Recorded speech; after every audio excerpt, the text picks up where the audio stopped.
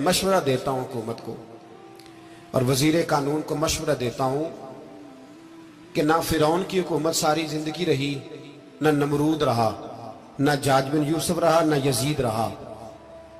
और यार दरबारी बन के हुक्मरानों की चापलूसी करते करते तुम यहां तक आ गए हो कि अब नबी पाक की इज्जत को हाथ डालना शुरू कर दिया है। और आप यकीन करें सियासी जमातों का इतना बुरा हाल है कि इनके लीडर के बारे में कोई बात करे तो पागल हो जाते हैं ये एहतजाज कर करके। और उसने डायरेक्ट कह दिया कि खत्म नबूवत का मसला ही कोई नहीं, जो दीन की बुनियाद है, किसी को परवाह नहीं। मुझे तो उन लोगों की फिक्र हो रही है जिन लोगों ने इन्हें वोट दिए हैं, वो अल्लाह को क्या जवाब देंगे। और ये अल्लाह माशाल्लाह सारी सियासी जमातें इस तरह की। और मेरा वजीर कानून साहब को भी मशवरा है कि जिंदगी बड़ी थोड़ी है, बड़ी थोड़ी। अल्लाह सबको माफ करता है, अपने रसूल के गद्दारों को माफ नहीं करता।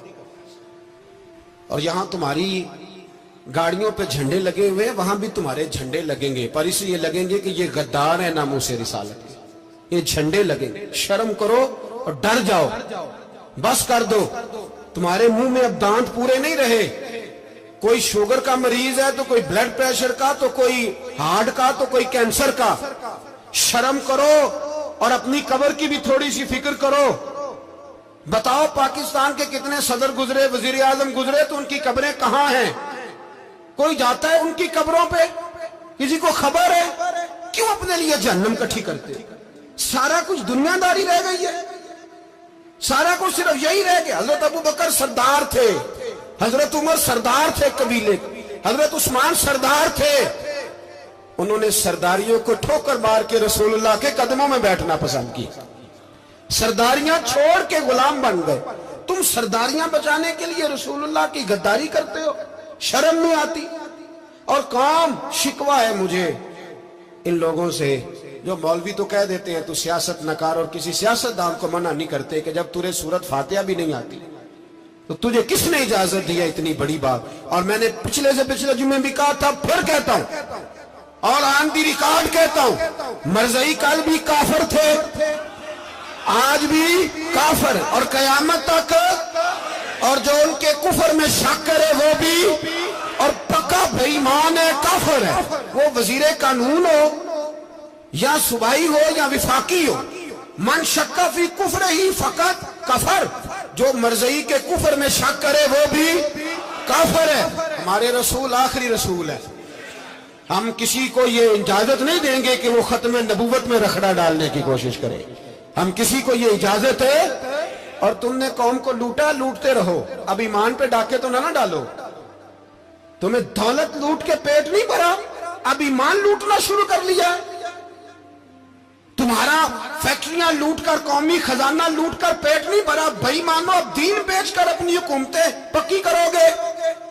और वो लोग भी तैयार हो जाएं जो इन बेईमानों को मुंतखब करते हैं, उनसे भी सवाल करेगा खत्म नबुव्वत का मौजू क़यामत के दिन कि तुम बताओ।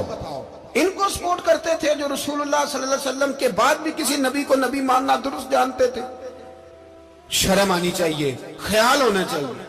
और मैंने कहा कि हमारा दिल नहीं चाहता, आप यकीन करें, हमें शौक है जुलूस निकालने का, तुम्हारे खिलाफ बातें करने का।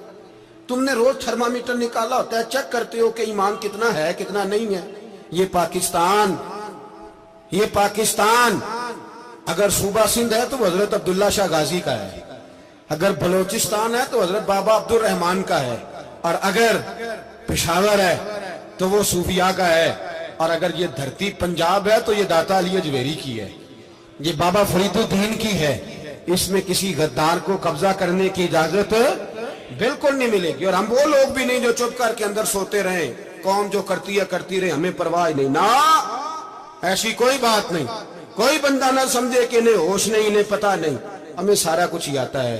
फिर अगर कल को कोई मुमताज कादरी पैदा हो गया तो शिकवा ना करना, कल को कोई फिर से आमर चीमा निकल आया तो शिकायत ना करना, याद रखना।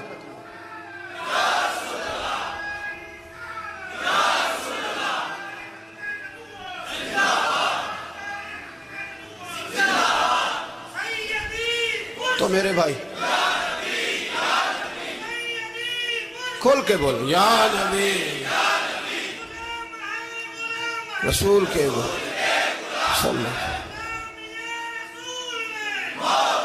تو یہ مشورہ ہے.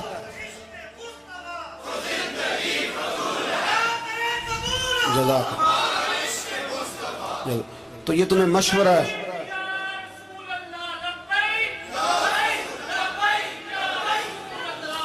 میری بات سنیں، یاد رکھیں، یہ لوگ بعد میں پچھتاتے ہیں، پھر مناظرے کراتے پھرتے ہیں اس نے صحیح کیا کہ غلط کیا، پھر انہیں ہوش آتی ہے بعد میں، پھر ان کے ہواری نکل کے میدانوں میں دلیلیں دیتے ہیں.